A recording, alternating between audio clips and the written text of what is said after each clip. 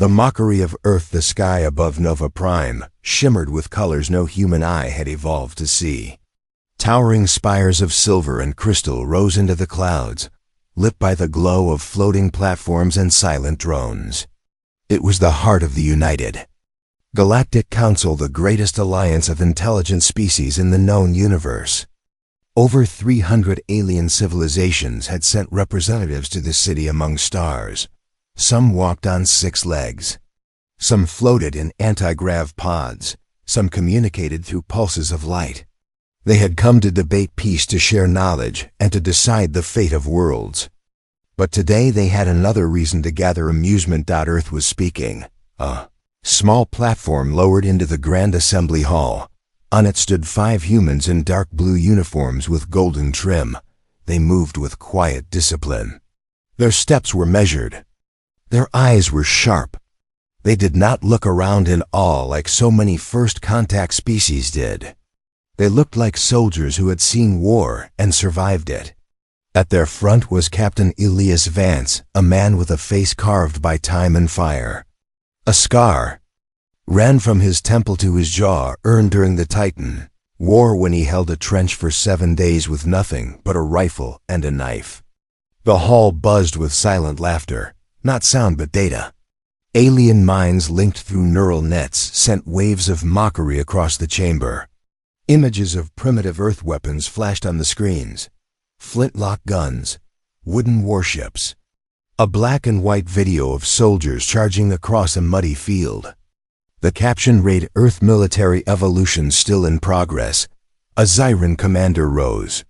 Tall, with armored skin and 4 arms, he looked down at the humans as if they were insects. He spoke in galactic standard, but his tone dripped with cold pride. "You have requested to present your new infantry arsenal to the Council. We allow it.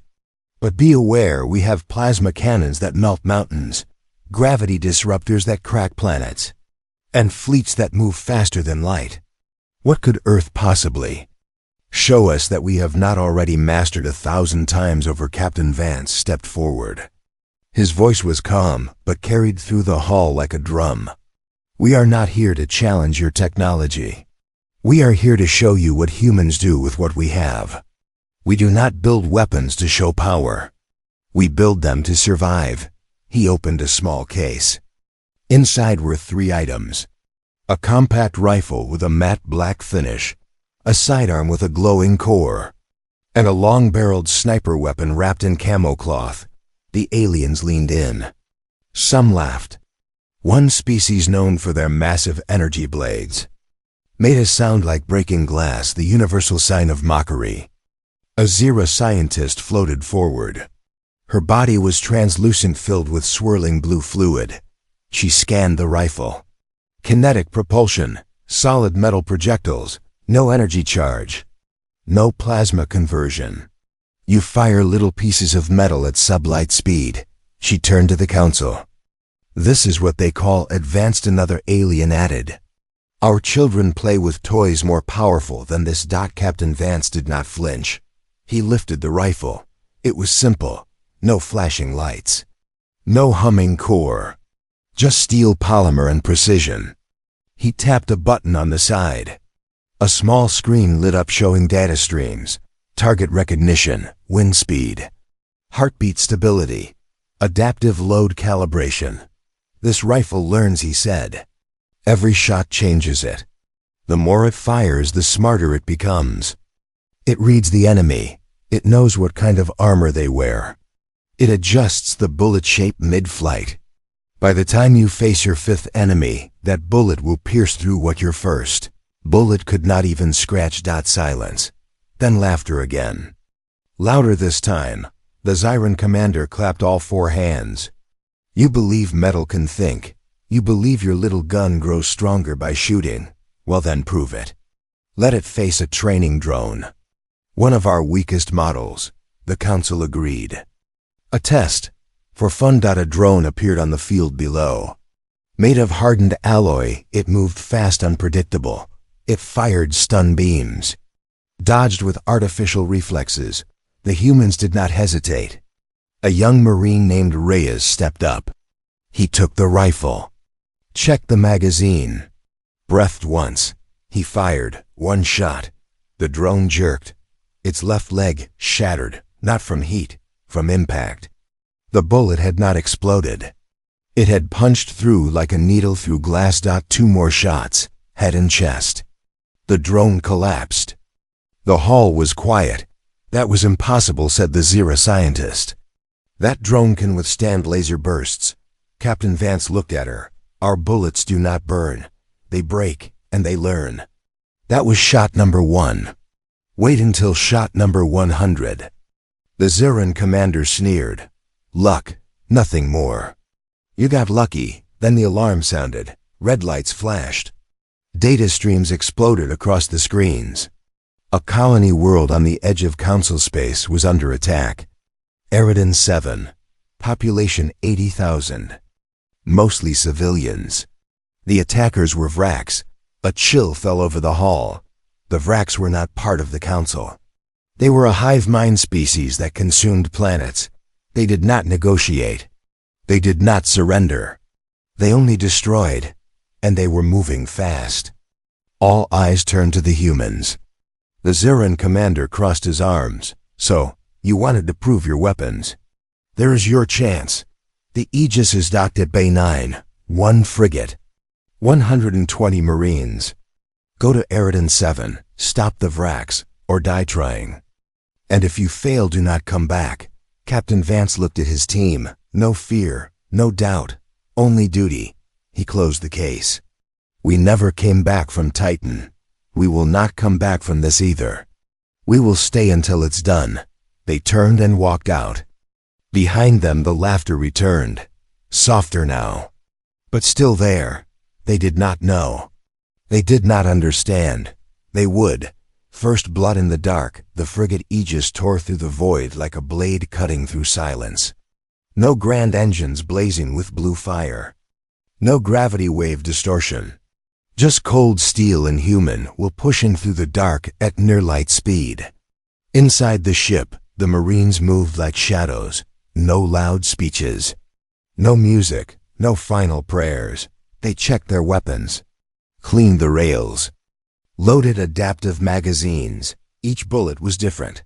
Each one coated with data from past battles. Some had names scratched into the casing. For Mom, for Mars, for the ones they took. Captain Elias Vance stood at the front of the command deck. His eyes were locked on the screen showing Eridan 7. Once a green world with wide valleys and crystal rivers, it was now a burning scar. Smoke curled into the sky from collapsed cities. Fires raged in the lowlands. The Vraks had arrived hours ago. Their ships, black, jagged, like broken bones fused together, hovered above the surface. They did not land. They infested. Tunnels opened in the ground. Living metal poured out.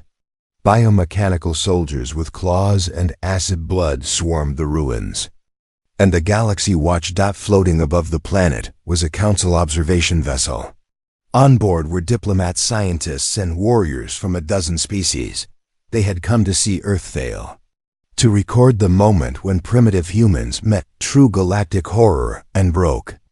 The Ziran commander himself was there, arms crossed, a smirk on his armored face. Let them land, he said. Let them fight. Let them die. Then we will know once and for all that emotion and courage cannot win against evolution. On the Aegis, Lieutenant Reyes sat in the drop bay. He held his rifle close, not out of fear, out of trust. The weapon had saved him on Titan. It had learned his grip, his breath, his timing. It was not just a tool, it was a partner. He looked at the others. Some were young. Some had gray in their hair. All had the same look in their eyes. Not excitement. Not anger. Focused. Out we go in, quiet, Captain Vance said over the comms. No flares, no loud entries. We hit them where they are weakest. We make them bleed before they know we are there. Remember, they do not feel pain like we do. But they feel fear. And we will teach them what it sounds like. The ship dropped from warp. Alarms blared. Damage reports flashed. The Vraks had already fired. A plasma bolt struck the hull. Sections of the ship lost power. but the Aegis held. It was built for war, not show. Drop pods launched. They fell through the smoke like falling stars. No parachutes. Just fire and impact. One by one they slammed into the ground near the eastern ridge. The pods cracked open. The Marines moved out fast. Crouched. Scanning. Listening. The air was thick with the smell of burning plastic and rotting meat. The wracks left behind waste. Not garbage. Bodies. Human bodies twisted and half-digested, fused into the soil like fertilizer. Reyes saw a child's shoe buried in ash. He did not look away. He stepped over it. They reached the edge of the city. Buildings were half-melted. Streets cracked open with tunnels below. Movement in the dark. Clicking. Hissing. The wracks were close. Captain Vance gave the signal. The first shot came from the sniper. 2 kilometers away, the rifle fired a single round. It traveled through the smoke, silent and true. It struck a wrack's hive node, a pulsing black orb that controlled the swarm. The bullet did not explode. It unraveled. Microfilaments spread inside the node, disrupting its neural web. The orb burst. The nearby soldiers froze, confused, lost. That was the signal. The Marines opened fire. Bullets tore through the night. Not beams. Not blasts. Rounds. Hundreds per second. They punched through chitin, ripped through joints, and shattered internal organs. The wracks charged, fast, brutal, claws swinging, acid spraying. But the humans did not flinch. They moved in pairs. One fired. One reloaded. One watched the flanks. Grenades rolled into tunnels. Explosions collapsed the ground, burying dozens of wracks alive. Reyes fired burst after burst. His rifle heated up, but the cooling system kicked in. The bullet counter on his HUD ticked up. 47, 48, 49. Each shot smarter than the last. The 5th bullet had been stopped by armor. The 50th punched through like paper. A wrack soldier lunged at him. Reyes ducked, fired twice into its chest. It fell. He didn't watch it die. He was already moving. On the observation ship, the aliens stared in silence. The Zyran commander leaned forward. That is not possible. Their weapons should not penetrate wrack's armor at that range. The Zira scientist whispered something worse. Look at the pattern. They are not shooting to kill. They are shooting to disable. Legs, neural clusters, joints. They are hurting them. She was right. The humans were not just fighting. They were hunting. They funneled the wracks into narrow streets, ambushed them from rooftops, used sound to draw them into kill zones. One Marine played a recording of human screams. The wracks came running. They walked into a minefield.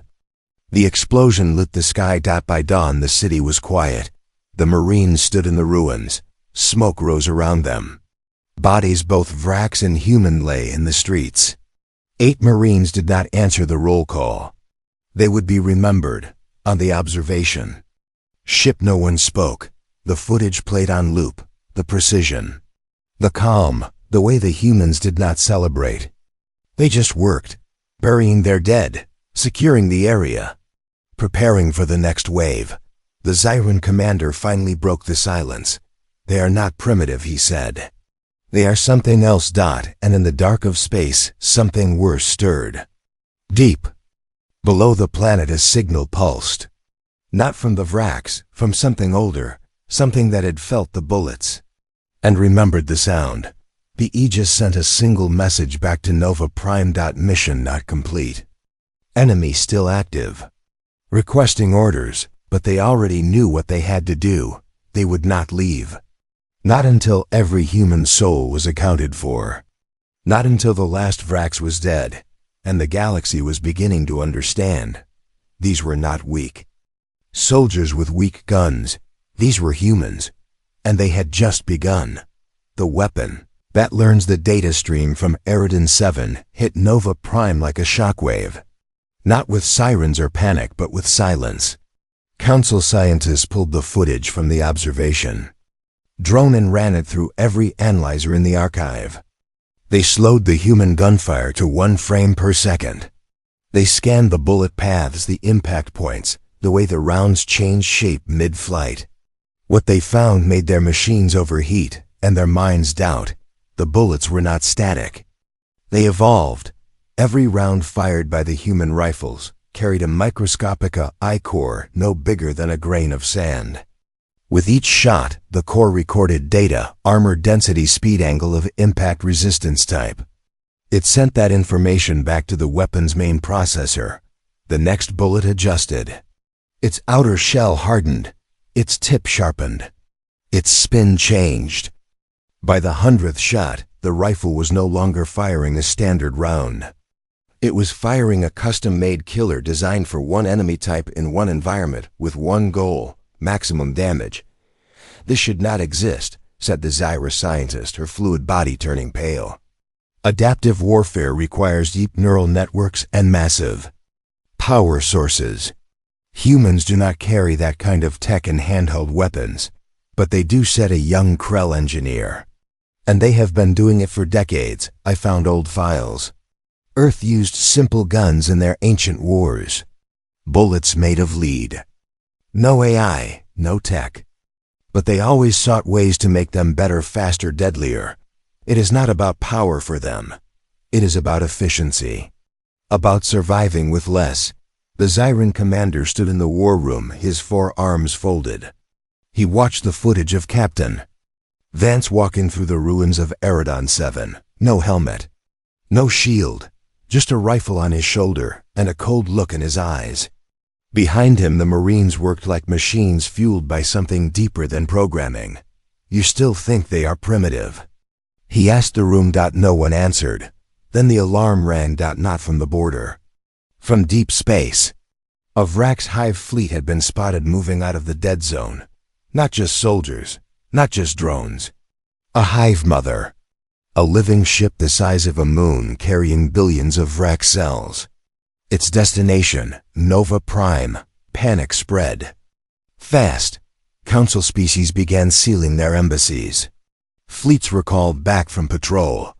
Evacuation plans were activated.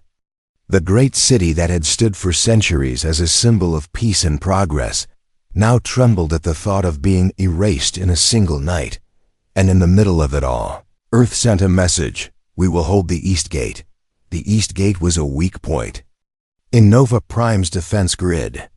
A narrow corridor between 2 asteroid belts, easy to ambush, hard to reinforce. The Council had planned to abandon it if attacked. Let the Vrax come through, then crush them in the open with plasma storms and gravity mines.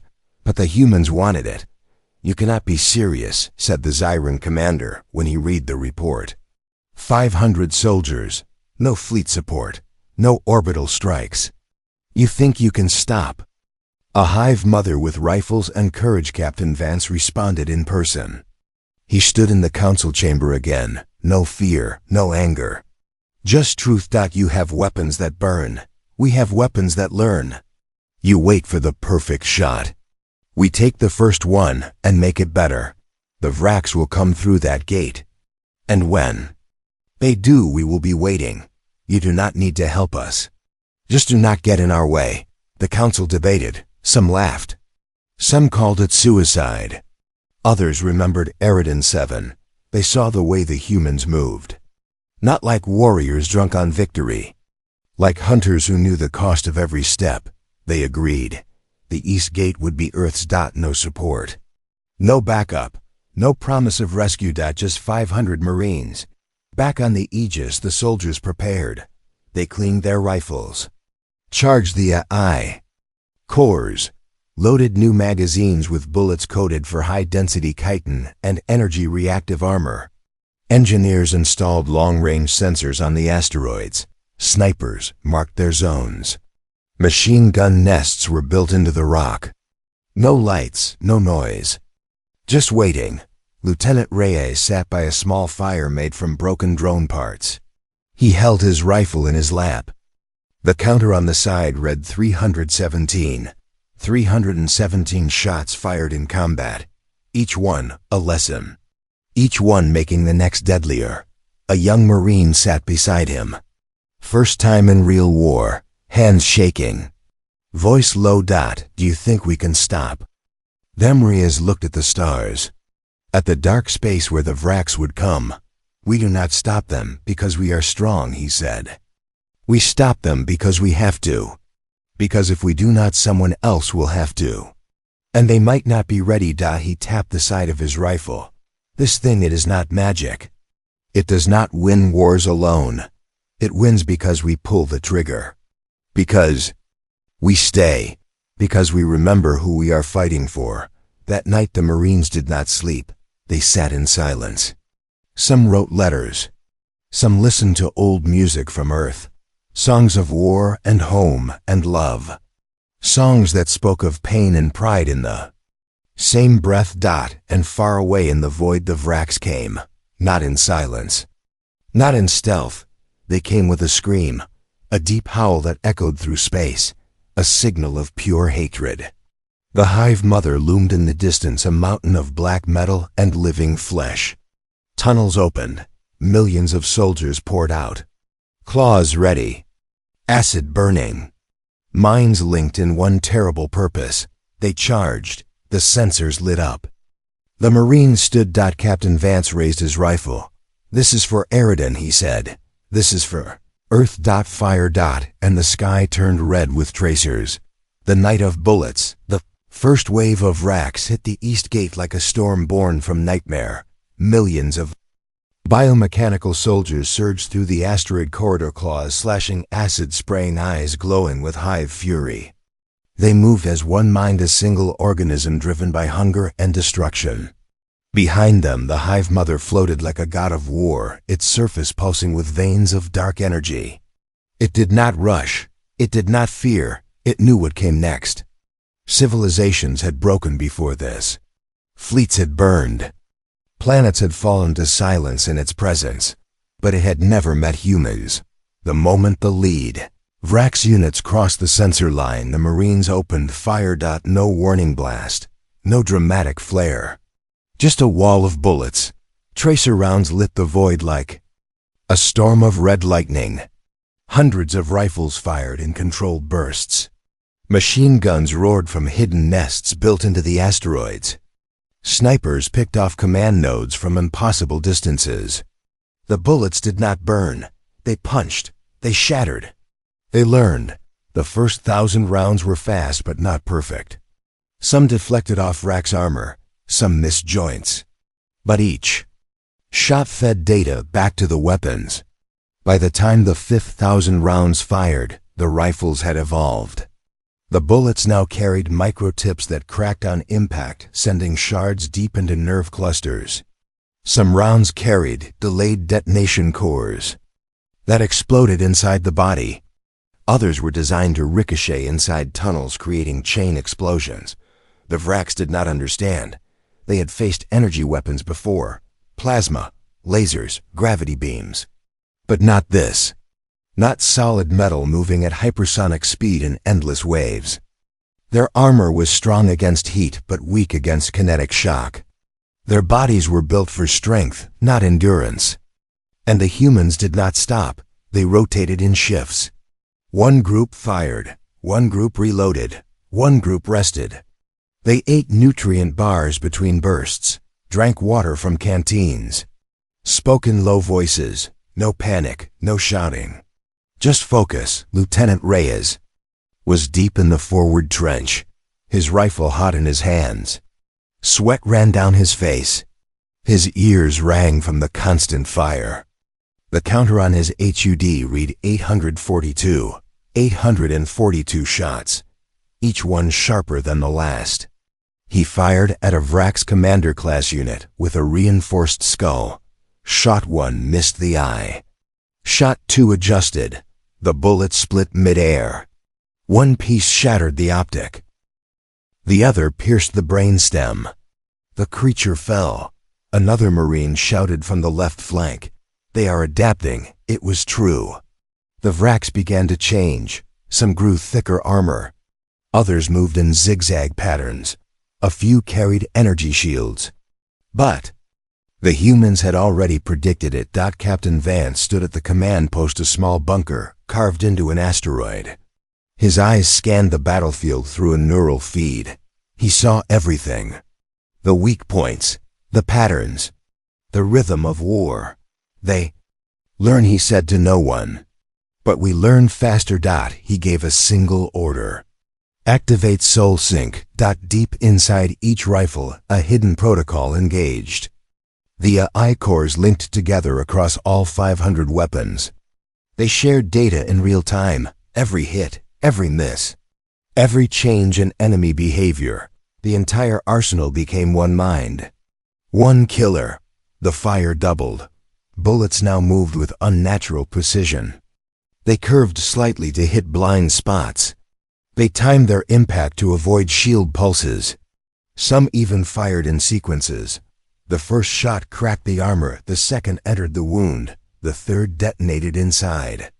The Vrax lines began to break. On the observation platform above Nova Prime, the Council watched in stunned silence. The Zyran commander stood frozen. His mouth was open. The Zyra scientist whispered into the comms. They are not just fighting. They are teaching their weapons to think like a species.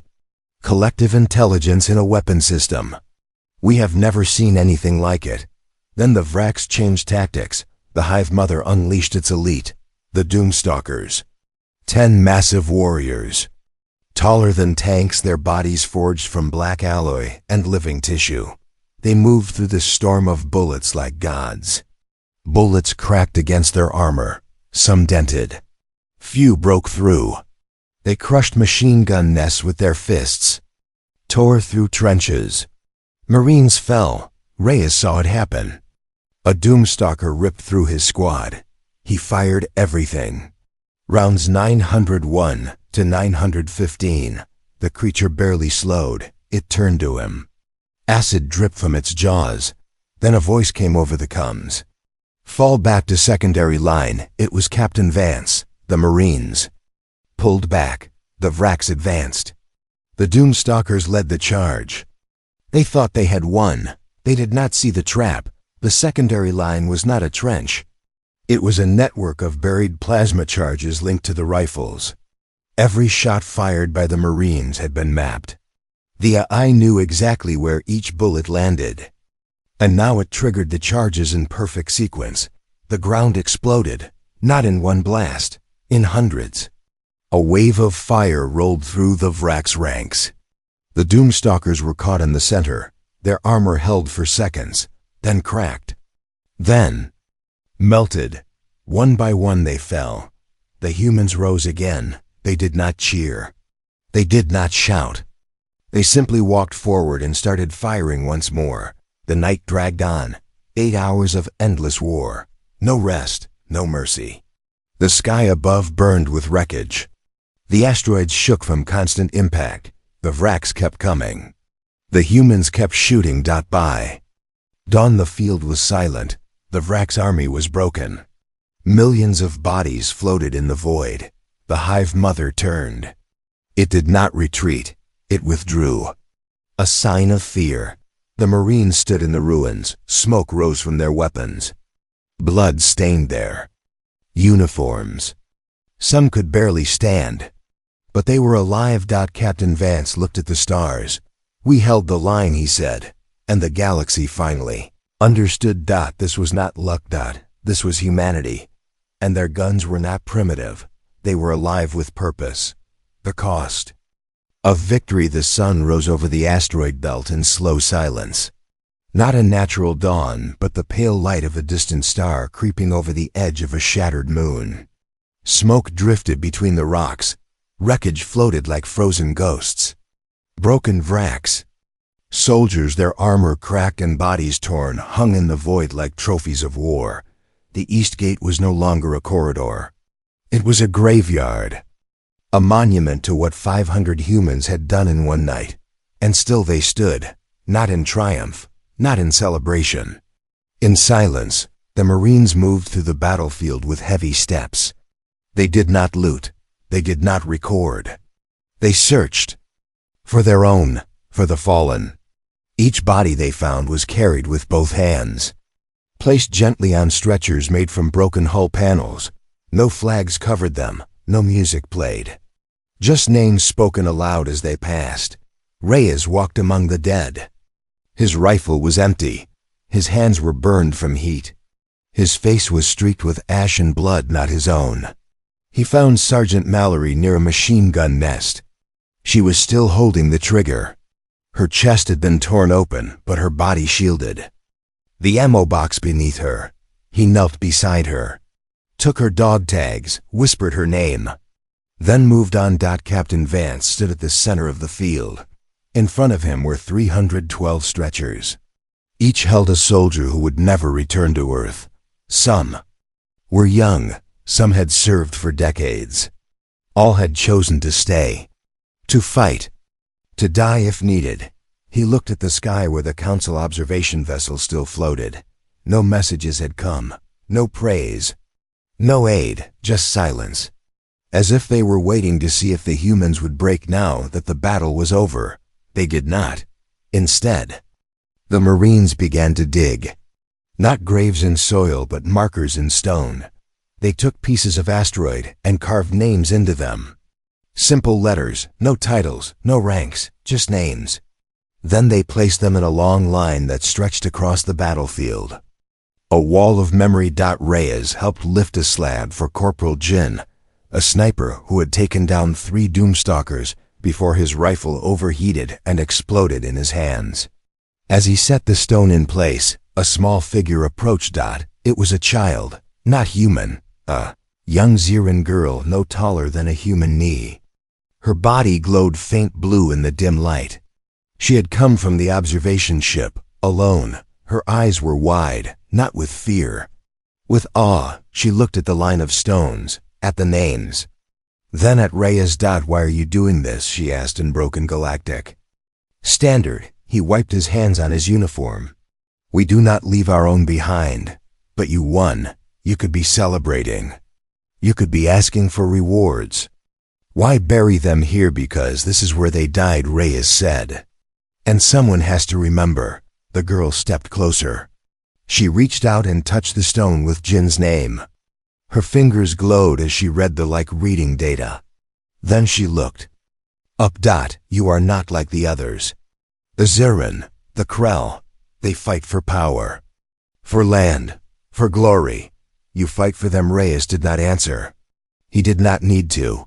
Back on the observation vessel, the Council gathered again. The mood was different. No laughter, no mockery. Only tension. The Xeran commander stood first. Earth's performance was unexpected. Their tactics were effective. Their weapons are a threat if shared. A Krell general nodded. We should take their technology, study it, control it, before it spreads. But the Xera scientists stepped forward. No, you do not understand. This is not just about weapons.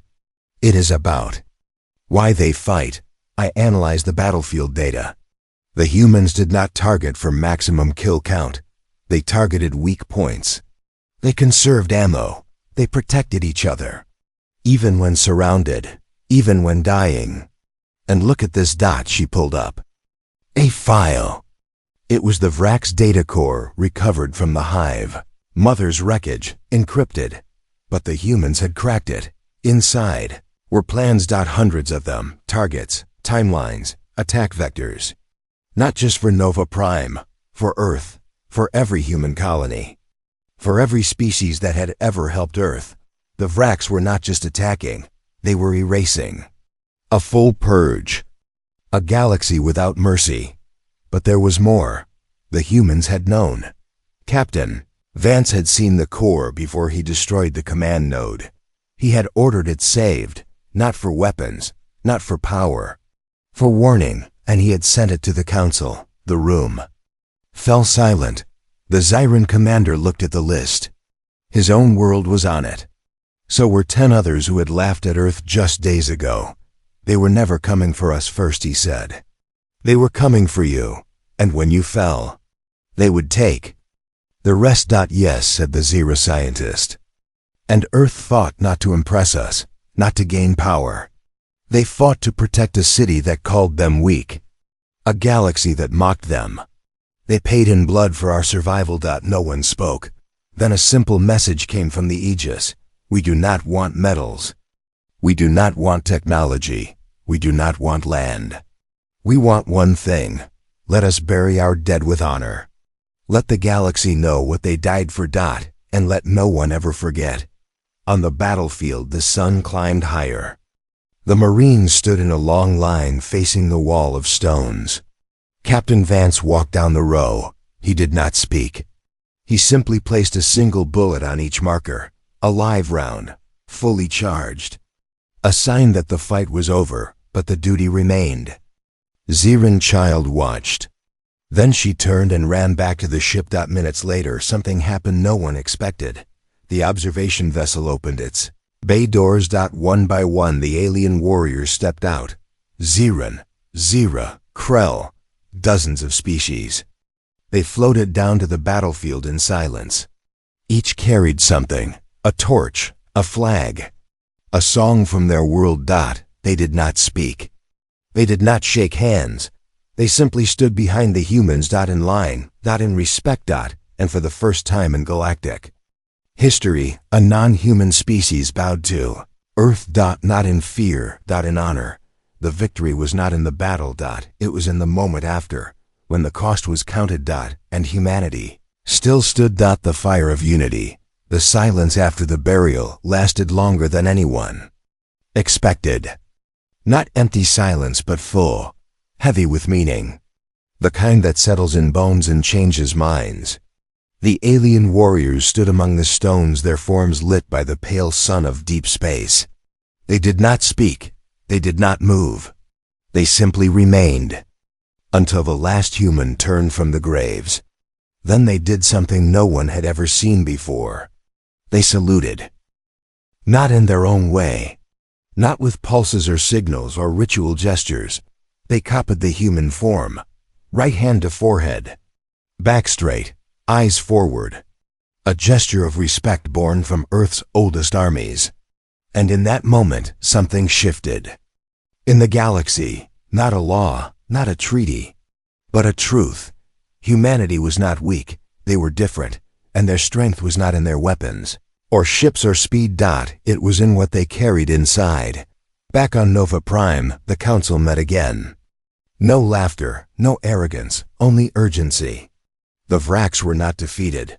The Hive Mother had retreated, but not broken. Its core signal still pulsed from the void, dark, steady, waiting. And now new data came in. The Vracs were not alone. They had allies, ancient species buried in dead systems. Creatures of shadow and metal who had watched the galaxy grow and now saw its weakness. Council debated evacuation, reinforcement, diplomacy, but no plan held. The Vracs did not negotiate. They consumed. Then Captain Vance spoke. We stopped them, he said. Not here, not later, now, before they return stronger. You cannot do this alone, said the XYRON commander. Even your weapons have limits. We are not asking to do it alone, replied Vance. We are asking you to fight with us. Silence. You want us to follow you, said a Krell general. Your kind barely reached the stars a century ago, and yet we held the East Gate, said Vance. 500 against millions. No fleet, no shields, just rifles and will. You saw what we did. Now ask yourselves, do you want to wait for the Vracs to come again, or do you want to end it? No one answered. Then the Zyra scientist stepped forward. I have studied human history. Not just war, all of it. They have fought each other for thousands of years. Nations against nations. People against people. And yet they still built cities. Created art, reached for stars. Even when broken they rose. Why? Because they do not fight for land or power alone. They fight for each other. And that is something we have forgotten. She turned to the council. I say we stand with them, one by one. Others joined. The Krell, the Veln, the floating minds of Tar, even the Zyran commander after a long pause. We will fight, said the Krell general. But we do not move like you. We do not think like you. How do we fight together? Vance looked at him. You learn, and so it began. On the asteroid belt where the dead were buried, a new base rose. Not of crystal or light metal. Of steel and concrete. Human design, human speed. The Aegis remained docked. New ships arrived. Not just human, alien. They brought weapons, plasma cannons, gravity drives, but they also brought soldiers who did not know how to fight in silence, who did not understand cover, who fired until their weapons died. The humans taught them. Lieutenant Reyes stood in a training trench with a Xeran warrior twice his size. The alien held a plasma cannon that could melt a mountain. You fire, one said. Reyes, then you are blind. No reload, no backup. The enemy sees you, they come. What do you do? The Xyran shrugged. I die. No, said Reyes. You learn to fight before you fire. You move, you hide, you wait. You shoot only when you must. And you never stop thinking. He showed him how to use a rifle. Not with power, with patience. How to breathe, how to aim. How to kill without noise. Other Marines trained alien snipers to wait for hours, to let targets pass, to take the one shot that matters. Engineers from a dozen species worked together to link human adaptive bullets with alien energy systems. The result was terrifying. A railgun that fired bullets that changed shape mid-flight and exploded with plasma on impact.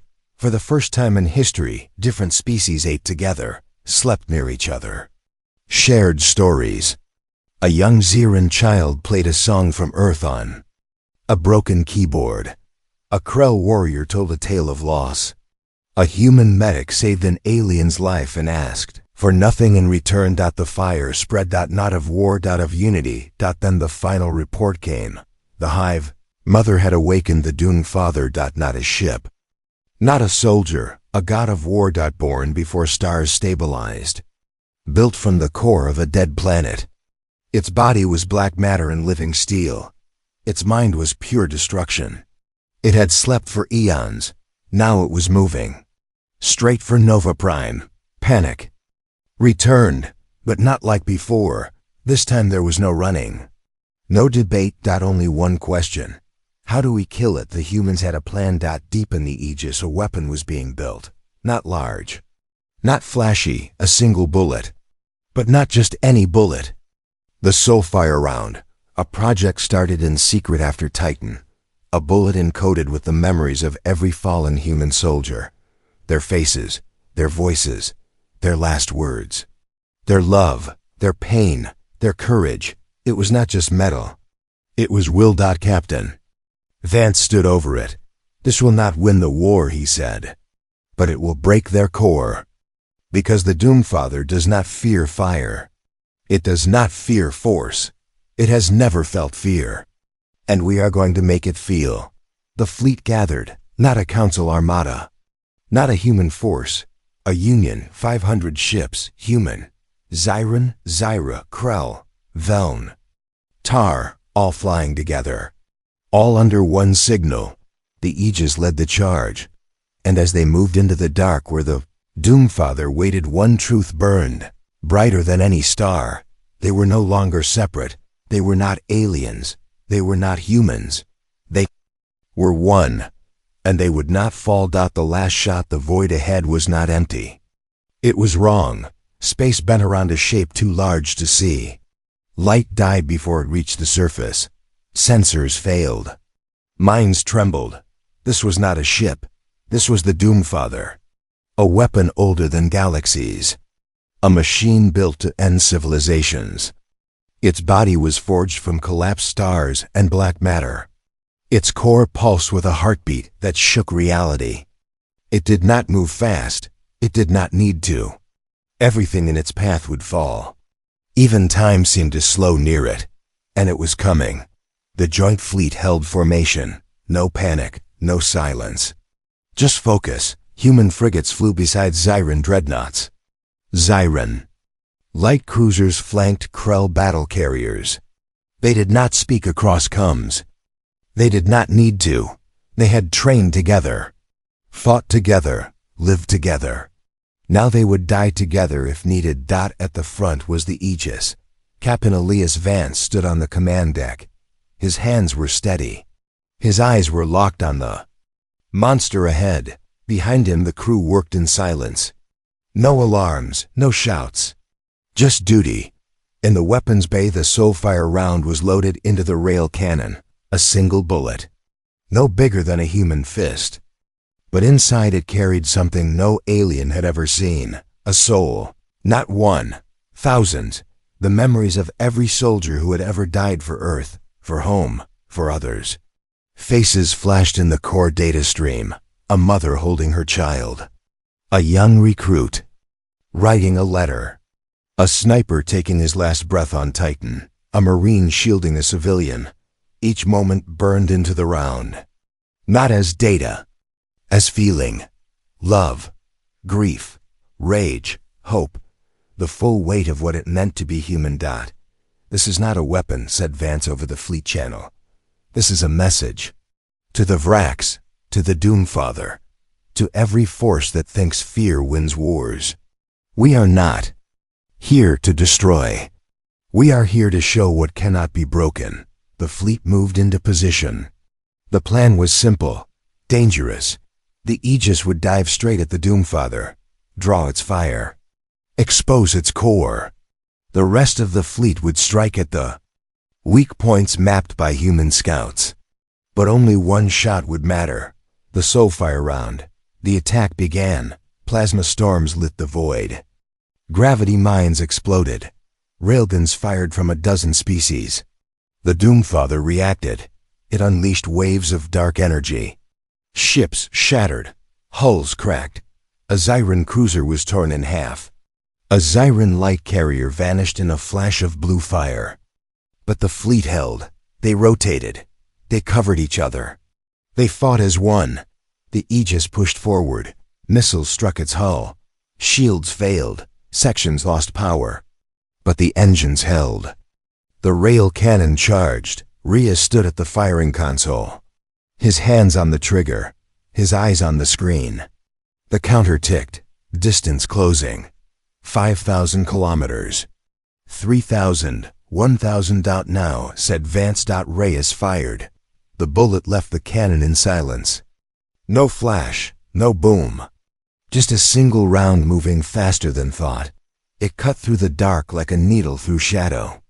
The Doomfather tried to stop it. Energy fields flared. Gravity wells opened, but the round did not slow. It adapted. The AI core used every lesson from every human war. It shifted shape. It split into microfilaments. It slipped through the cracks, and it struck the core, not with fire, with memory. The Doomfather froze. Its heartbeat stopped. Then it screamed. Not a sound. A wave, a pulse of pure terror that rolled through space. The machine did not understand. It had no emotions. No past, no love. But now it felt them. The pain of loss. The fire of courage. The weight of sacrifice. It felt what humans carried. Every day. And for the first time in eternity, it knew fear. Not of death, of meaning. The core cracked. Black matter split. Light poured from within. The Doomfather shuddered, then collapsed. Its body broke apart. Drifting like ash in the wind. Silence. Then the fleet erupted. Not in cheers, in relief. Ships fired flares. Aliens embraced. A Zyran warrior lifted a human engineer onto his shoulders. A Zyran child played the Earth anthem on a broken comms unit. The song echoed through the void. Back on Nova Prime, the Council watched the footage. No words. No laws. Just awe. Then they did something no one expected. They declared Earth a guardian species. Not for power, not for victory. For spirit. But on the Aegis there was no celebration. Captain Vance stood at the observation deck. He looked at the stars. At the empty space where the Doomfather had been. We did not win because we were strong, he said to no one. We won because we remembered. Reyes joined him. We lost good people. We always do, said Vance, but they are not gone. They are in that bullet, in every shot fired, in every soldier who stands when others run. Years passed. The galaxy changed. Human weapons were studied. Not stolen, shared. The adaptive rifle became the standard for peacekeepers. Human tactics were taught in alien academies.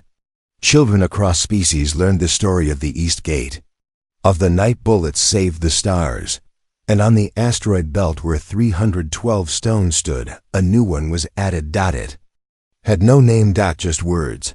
They laughed at our guns. Then they followed US into war. And we led them home. The story was over, but the legend lived, because when the universe forgets courage, it remembers humans. The echo that never dies. The stars did not shine after the fall of the Doomfather. It was not a change anyone could measure with machines or maps. It was deeper.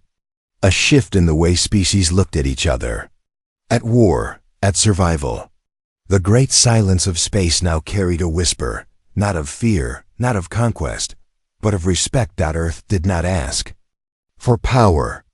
They did not claim the throne of the galaxy. They did not raise monuments to their name. They turned their ships around and began the long journey home.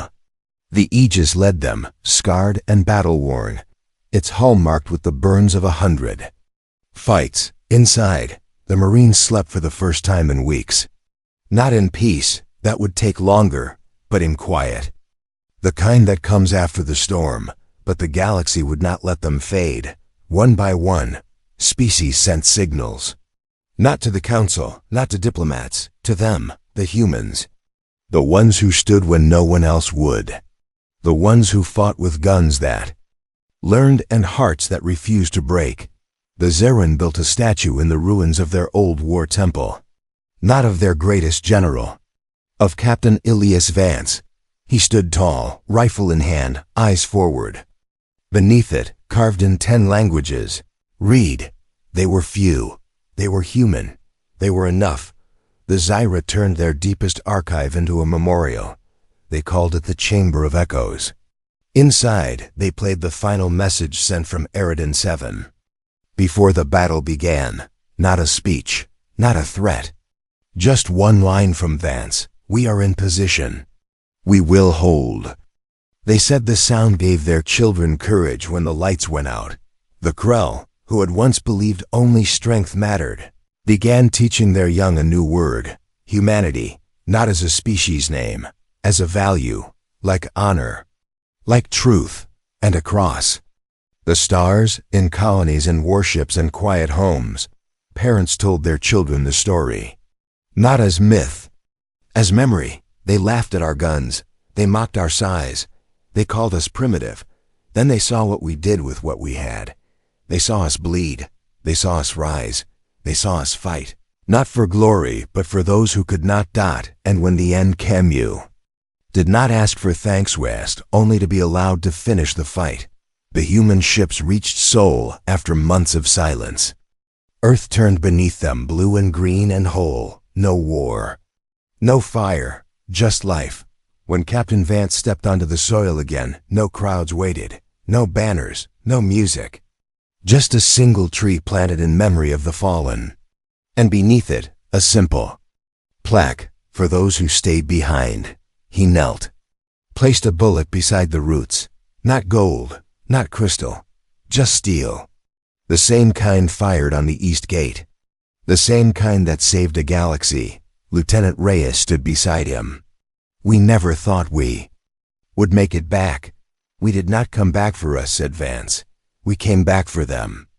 So they would know it meant something. Years passed. No grand empire rose from Earth. No fleet of domination. But something stronger grew. Trust. When a colony was threatened, human ships were the first called. Not because they had the biggest guns, because they never left. When peace talks failed, human diplomats were sent. Not because they spoke best, because they listened first. And in the deepest files of the galactic archive, a single document remained locked behind no password, accessible to all. It contained no secrets, no weapons. Just one recording. The final shot, not of battle, of silence. After the moment the Doomfather fell. The moment the fleet went still. The moment 1,000 species realized they had survived because a small blue world had refused to die. And at the end, a voice, Vance, quiet, unbroken. We are not heroes. We are humans. We fight because someone must. We protect because no one should. Face the dark alone.